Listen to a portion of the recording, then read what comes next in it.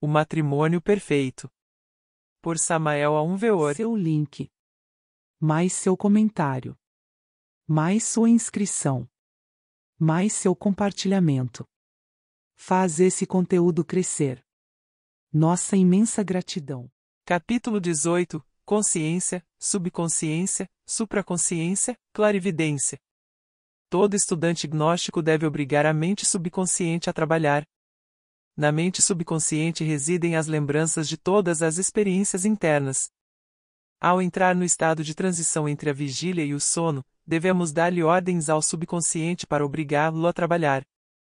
Ordenemos ao subconsciente assim: subconsciente, obedeça-me. Subconsciente, informe-me sobre todas aquelas experiências internas pelas quais vou passar enquanto meu corpo dorme. Os estudantes gnósticos devem repetir estas ordens nos instantes de terem acordado do sono normal. Ordenai à mente subconsciente assim: subconsciente, obedeça-me. Subconsciente, informe-me sobre minhas experiências internas, projete no lago de minha imaginação as recordações de tudo que vi e escutei durante o sono, quando eu estava fora do corpo físico. Deveis dar ordens imperativas ao subconsciente para obrigá-lo a trabalhar. Órgão que não se usa fica atrofiado. Devemos usar a mente subconsciente. Devemos obrigá-la a trabalhar. Quando não usamos o subconsciente, a memória se atrofia e se danifica o poder grandioso da imaginação criadora. O subconsciente encontra-se relacionado com o cerebelo e o sistema nervoso grande simpático. Consciência.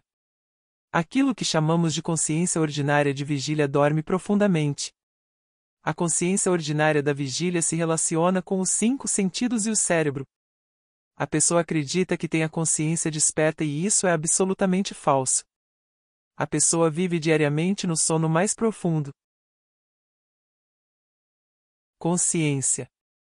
Aquilo que chamamos de consciência ordinária de vigília dorme profundamente. A consciência ordinária da vigília se relaciona com os 5 sentidos e o cérebro. A pessoa acredita que tem a consciência desperta e isso é absolutamente falso. A pessoa vive diariamente no sono mais profundo. Supraconsciência. A supraconsciência é atributo do íntimo, o espírito. A capacidade da supraconsciência é a intuição. Torna-se necessário obrigar a supraconsciência a trabalhar para que a intuição se torne poderosa. Recordemos que órgão que não se usa se atrofia. As pessoas que não trabalham com a supraconsciência têm a intuição atrofiada. A polividência é a clarividência intuitiva. É a onisciência divina. Este óleo encontra-se na glândula pineal. Ali reside o lótus de 1000 pétalas. Ali reside a supraconsciência. A glândula pineal encontra-se situada na parte superior do cérebro. Quem quiser desenvolver a supraconsciência deve praticar a meditação interna. Concentrai-vos na Mãe Divina que reside nas profundezas de vosso ser. Meditai-vos nela. Adormecei-vos rogando-lhe que ponha em atividade vossa supraconsciência. Meditai-vos diariamente. A meditação é o pão diário do sábio. Com a meditação desenvolvereis a supraconsciência. Memória. Necessitais da memória para recordar as experiências internas. Não derrameis o sêmen. Sabei-vos que no sêmen existem milhões de células microscópicas do cérebro. Tu não deves perder essas células. Alimento especial para desenvolver o poder da memória. Prepare vosso café da manhã com frutas ácidas e amêndoas moídas com mel de abelhas. Assim proverás ao cérebro os átomos necessários para a memória. Experiências internas.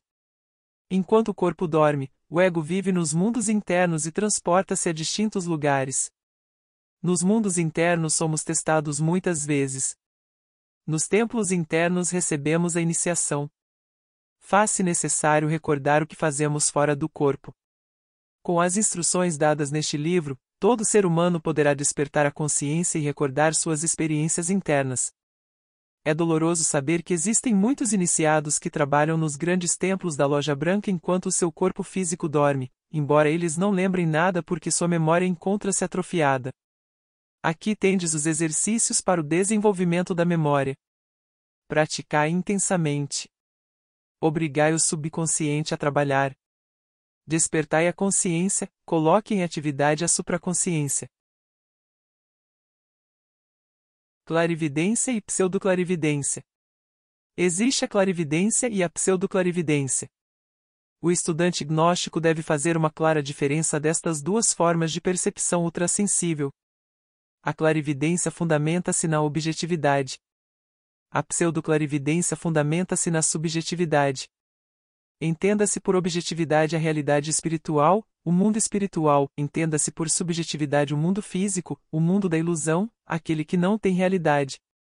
Existe também a região intermediária, o mundo astral, o qual pode ser objetivo ou subjetivo segundo o grau de desenvolvimento espiritual de cada um. Chama-se pseudoclarividência a percepção imaginária, a fantasia, as alucinações evocadas artificialmente, os sonhos absurdos, as visões astrais que não coincidem com os fatos concretos, a leitura de pensamentos próprios projetados inconscientemente na luz astral, a criação inconsciente de visões astrais logo interpretadas como autênticas realidades, etc., etc. Entra também no terreno da pseudoclarividência, o misticismo subjetivo, o falso misticismo, os estados pseudomísticos que não têm nenhuma relação com o sentimento intenso e claro, senão que se aproximam da história e da pseudomagia, em outras palavras, falsas projeções religiosas projetadas inconscientemente na luz astral e em geral tudo aquilo que na literatura ortodoxa recebe o nome de a beleza, a sedução.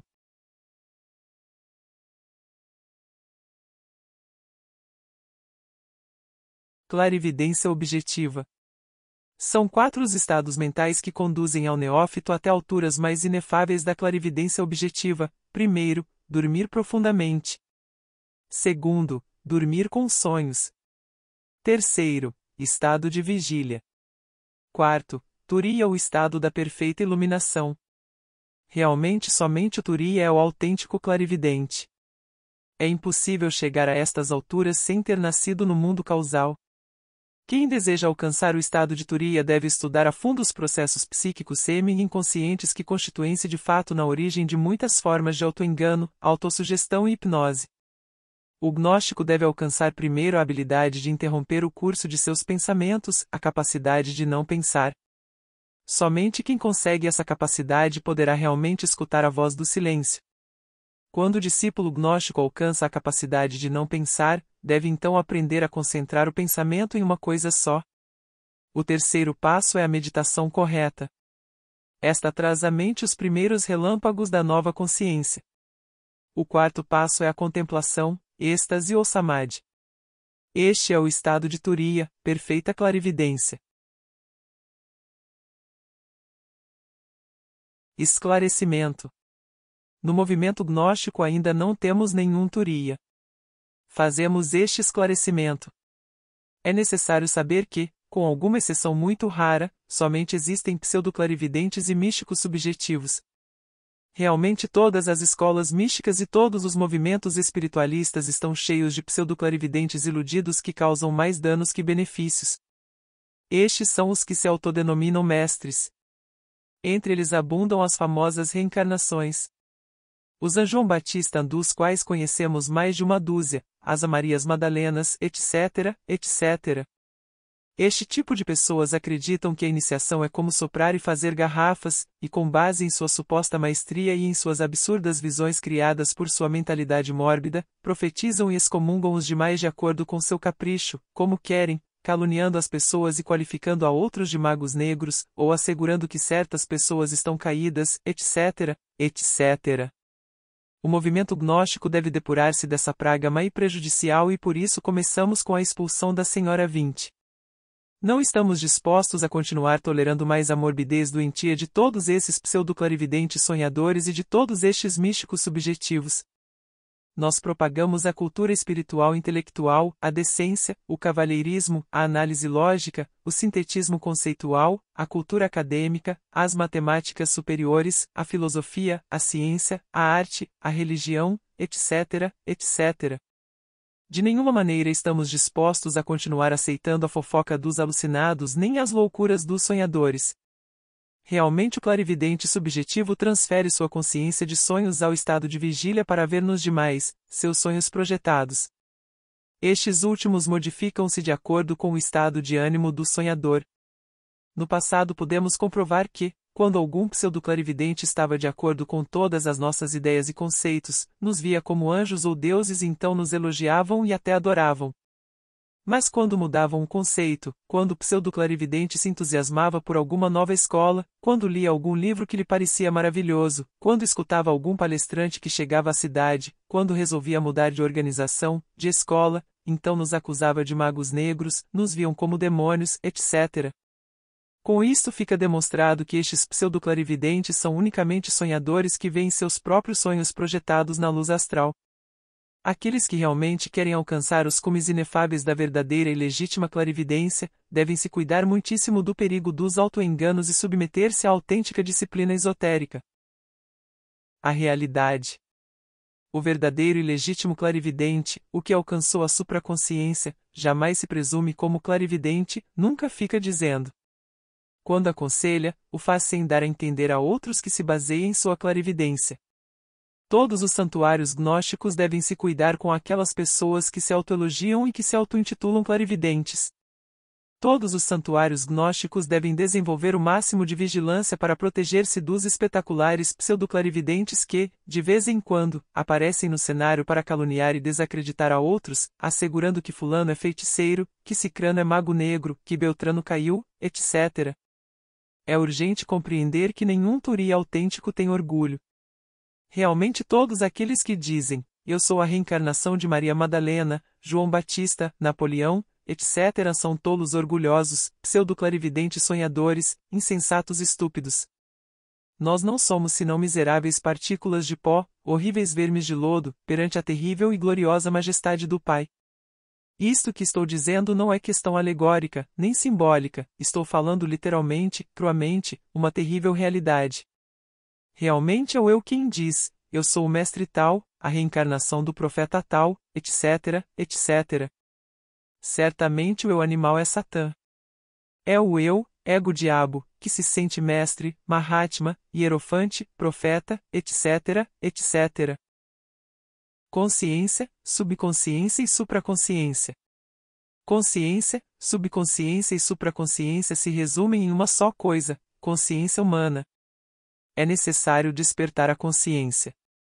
Quem desperta a consciência se torna um supraconsciente, alcança as alturas da supraconsciência, se transforma em um verdadeiro clarividente iluminado, em um turiya. É urgente converter o subconsciente em consciente e despertar totalmente a consciência. É necessário que a totalidade da consciência se desperte absolutamente. Só quem tem a totalidade de sua consciência desperta é um clarividente verdadeiro, um iluminado, um turiya. As chamadas infraconsciência, inconsciência, subconsciência, etc., são unicamente diferentes formas ou zonas da consciência adormecida. Urge despertar a consciência para ser um iluminado, um clarividente, um supraconsciente. As 6 dimensões fundamentais. Mais além das 3 dimensões conhecidas, como comprimento, largura e altura, existe a 4ª dimensão, esta é o tempo, e além do tempo temos a 5ª dimensão, esta é a eternidade. Mas asseguramos que além da eternidade existe uma 6ª dimensão que está mais além da eternidade e do tempo. Nesta 6ª dimensão fundamental começa a libertação total. Somente quem desperta em todas as 6 dimensões fundamentais do espaço é um verdadeiro clarividente, um turiya, um iluminado legítimo.